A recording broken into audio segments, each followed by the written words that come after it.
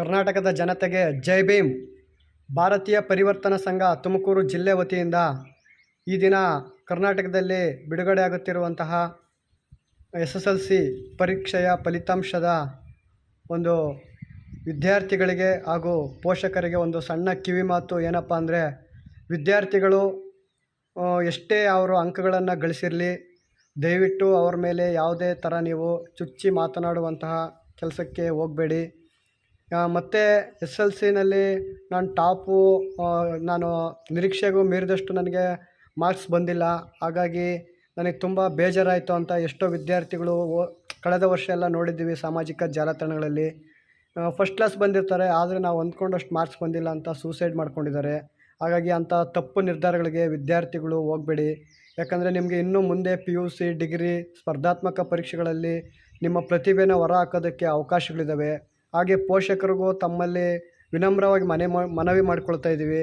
ಏನಪ್ಪ ಅಂದರೆ, ನೀವು ಒಂದಷ್ಟು ಖಾಸಗಿ ಶಾಲೆಗಳಲ್ಲಿ ಭಾಳಷ್ಟು ದುಡ್ಡುಗಳನ್ನು ಕಟ್ಟಿ, ಫೀಸನ್ನು ಕಟ್ಟಿ ವಿದ್ಯಾಭ್ಯಾಸ ನನ್ನ ಮಕ್ಕಳು ಚೆನ್ನಾಗಿ ಓದಬೇಕಂತ ದುಡ್ಡು ಕಟ್ಟಿರ್ತೀರ. ಹಾಗಾಗಿ ಯಾರಾದರೂ ಮಕ್ಕಳು ಫೇಲ್ ಆಗಿದ್ದರೂ ಕೂಡ ಅವ್ರನ್ನ ಬೈಯಕ್ಕೆ ಹೋಗಬೇಡಿ. ಮುಂದೆ ಅವಕಾಶಗಳಿದ್ದಾವೆ. ಆ ಅವಕಾಶದಲ್ಲಿ ಇನ್ನೂ ಚೆನ್ನಾಗಿ ಓದಿ ನೆಕ್ಸ್ಟ್ ಪಾಸಾಗೋ ಮಗಳೇ, ನೀವೇನು ತಪ್ಪಾಗಿ ತಿಳ್ಕೊಳ್ಳಲ್ಲ, ನಾವೇನು ಚೆನ್ನಾಗಿ ಓದಿ ಅಂತಂದೇಳಿ ಅವ್ರನ್ನ ಆತ್ಮವಿಶ್ವಾಸದಿಂದ ಮಾತಾಡಿಸಿ. ನೀವು ಬೈದರೆ, ಯಾಕಂದರೆ ಈಗಿನ ಮಕ್ಕಳ ಮನಸ್ಸು ಭಾಳಷ್ಟು ಮೃದು ಸ್ವಭಾವ, ಅವ್ರಿಗೆ ಯೋಚನೆ ಮಾಡೋ ಶಕ್ತಿಗಳಿರೋದಿಲ್ಲ. ಹಾಗಾಗಿ ಅವರು ಆತ್ಮಹತ್ಯೆ ಮಾಡಿಕೊಳ್ಳುವಂತಹ ಸನ್ನಿವೇಶಗಳು ಹೆಚ್ಚಾಗ್ತವೆ. ಹಾಗಾಗಿ ಆ ಥರ ಯಾವುದೇ ವಿದ್ಯಾರ್ಥಿಗಳಾಗಿರ್ಬೋದು, ಪೋಷಕರಾಗಿರ್ಬೋದು, ಯಾವುದೇ ಕಾರಣಕ್ಕೂ ಧೃತಿಗೆಡಕ್ಕೆ ಹೋಗಬೇಡಿ. ಚೆನ್ನಾಗಿರಿ, ಮುಂದೆ ಅವಕಾಶಗಳಿದ್ದಾವೆ. ಯಾಕಂದರೆ PUCನಲ್ಲಿ 2 ಬಾರಿ ಫೇಲ್ ಆಗಿರೋ ಅಂಥವ್ರು ಕೂಡ ಇವತ್ತು UPSC ಎಕ್ಸಾಮ್ ಪಾಸ್ ಮಾಡಿದ್ದಾರೆ.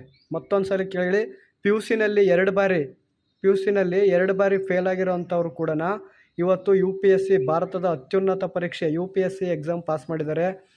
ಶಾಂತಪ್ಪ ಕುರುಬರ್ ಅಂತ ನಮ್ಮ IAS ಅಕಾಡೆಮಿ ಬೆಂಗಳೂರು ಚಂದ್ರ ಲೇಔಟ್ನಲ್ಲಿರುವಂತಹ ಅಕಾಡೆಮಿನಲ್ಲಿ ಒಂದಷ್ಟು ಅವರು ತರಬೇತಿಯನ್ನು ಪಡ್ಕೊಂಡು UPSC ಪಾಸ್ ಮಾಡಿದ್ದಾರೆ. ಹಾಗಾಗಿ ಈಗ SSLC, PUC, ಡಿಗ್ರಿನಲ್ಲಿ ನಮಗೆ ಎಷ್ಟು ಓದಿದ್ದೀವಿ ಅಂತ ಮಾರ್ಕ್ಸ್ ಕಾರ್ಡ್ ಕೊಡ್ತಾರಷ್ಟೇ, ನಮಗೇನು ಉದ್ಯೋಗ ಕೊಡೋಲ್ಲ. ಉದ್ಯೋಗ ಕೊಡೋದು ಇವೆಲ್ಲ ಮುಗಿದ ನಂತರ ಸ್ಪರ್ಧಾತ್ಮಕ ಪರೀಕ್ಷೆಗಳಿಗೆ ನಾವು ಅವಾಗ ಯಾವ ರೀತಿ ಇನ್ನೂ ಚೆನ್ನಾಗಿ ಓದಿ ಅಲ್ಲಿ ನಮಗೆ ಉದ್ಯೋಗಗಳು ಸಿಗ್ತವೆ. ಹಾಗಾಗಿ ಮಾರ್ಕ್ಸ್ ಕಡಿಮೆ ಬಂತಂತಂದು ಬೇಜಾರು ಮಾಡ್ಕೋಬೇಡಿ. ಫೇಲ್ ಆಗಿದ್ದೀವಿ ಅಂತಂದು ಯಾರೂ ವಿದ್ಯಾರ್ಥಿಗಳನ್ನು, ಮಕ್ಕಳನ್ನು, ಪೋಷಕರು ಯಾರೂ ಬೈಯಕ್ಕೆ ಹೋಗಬೇಡಿ. ಮುಂದೆ ಅವಕಾಶಗಳಿದ್ದಾವೆ ಅನ್ನೋದನ್ನು ಗಮನದಲ್ಲಿಟ್ಕೊಂಡು ಚೆನ್ನಾಗಿರಿ ಅಂತ ಹೇಳ್ತಾ ನನ್ನ ಮಾತು ಮುಗಿಸ್ತಿದ್ದೀನಿ. ಜೈ ಭೀಮ್, ನಮೋ ಬುದ್ಧಾಯ.